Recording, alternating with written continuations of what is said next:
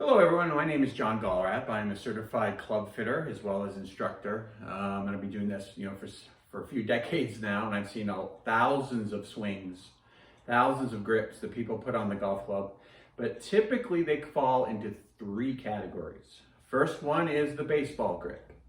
This is one I've seen sometimes, not always, but a little bit.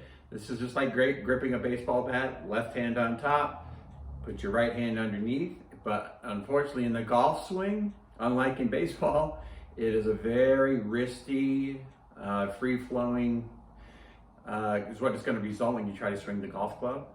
I think this is really difficult to get the club and hit the golf ball solidly. It's one that leads to a lot of stuff getting out of the wrong plane, and you got the wrong swing path, and not the kind of grip that I would suggest that people do. Okay, now grip number two. This is probably the most common one. It's what's called the Vardon grip or overlapping grip. And how this one looks like is that you take the pinky finger of your right hand and put it in between the index finger and the middle finger of your left hand on the golf club. It is just like so. So when you do this grip, you basically just put the club down like this. And on your left hand, you want the left thumb. Well, first of all, before we even get to the thumb, we put this across, not in our palm.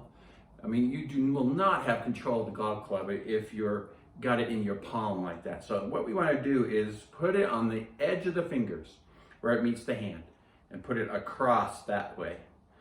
And grip it. Put your left thumb in about the 1 o'clock position. Put the left thumb straight up on top, that's 12 o'clock. So just turn it slightly to the right at the 1 o'clock position. Okay, and with the right hand, and I'm going to talk about, this is where the overlap grip comes in. You put it in between the index finger and your middle finger of your left hand and just lay it right on top. This is the one I am the biggest proponent of, because I think it really leads to a proper golf swing and where you've got the best chance of success. Now, and the last one is the interlocking grip. Now this is a grip that I see a lot of people with smaller hands do, where they have their hands don't work as well with the overlapping grip because their hands are a little bit smaller. Jack Nicklaus, for example, used the interlocking grip. I know Tiger Woods has as well, and at certain parts of their career as well, because they don't have the biggest hands. So what's the difference with that grip? With that grip, on the left hand, like we talked about before, between your index finger and middle finger, take your pinky finger and stick it all the way in so that it interlocks, just like so. And then you put it down just like that. So those who may have little smaller hands than the average person, that might be a very good grip to go to, and it's going to be best for your game.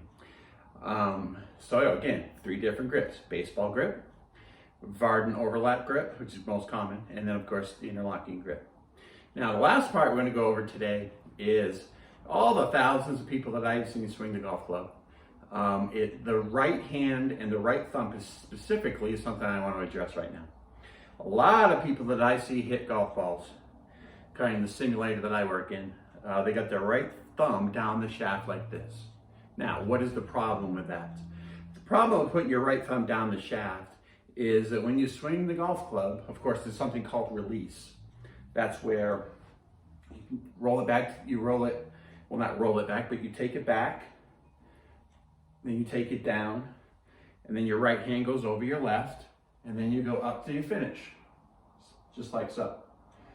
The problem becomes when you have a right thumb on your shaft, it's very difficult to roll that right hand on top of your left as you go through.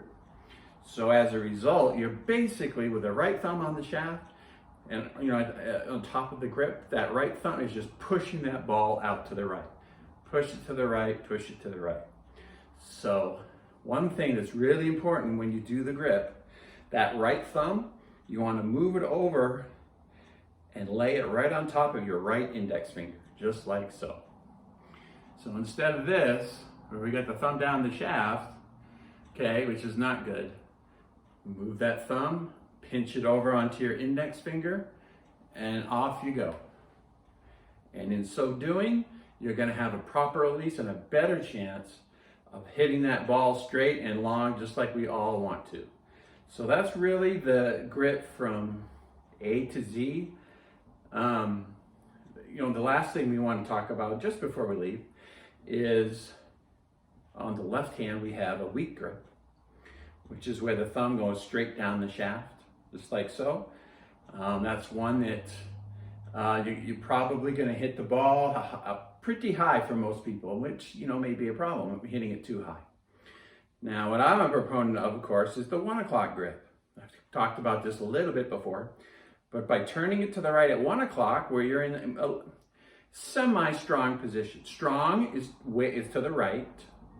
You turn it, put your left thumb down the shaft up on top, that's weak. So by putting it somewhere in between, which is about the 1 o'clock position, you get yourself in a position which is going to encourage you to get some forward shaft lean when you get down to the bottom.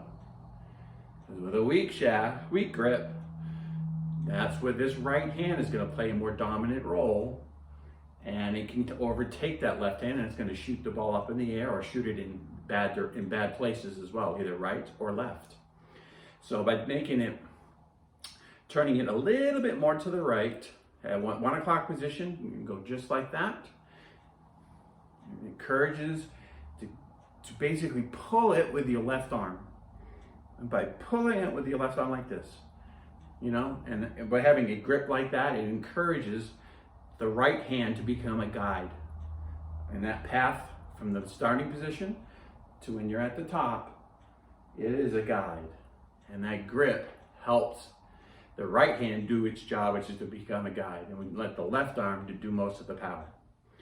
And in putting it at that 1 o'clock position, you got a great chance as you go into the other parts of the golf swing to be successful and hit the ball solidly. Okay, so that's it for today. Coming later in the future, I'm going to put together a video on the backswing, and as well as other parts of the golf swing that I think are really going to help a lot of you golfers out there. So for now, this is John Golrapp speaking, and I'll see you soon.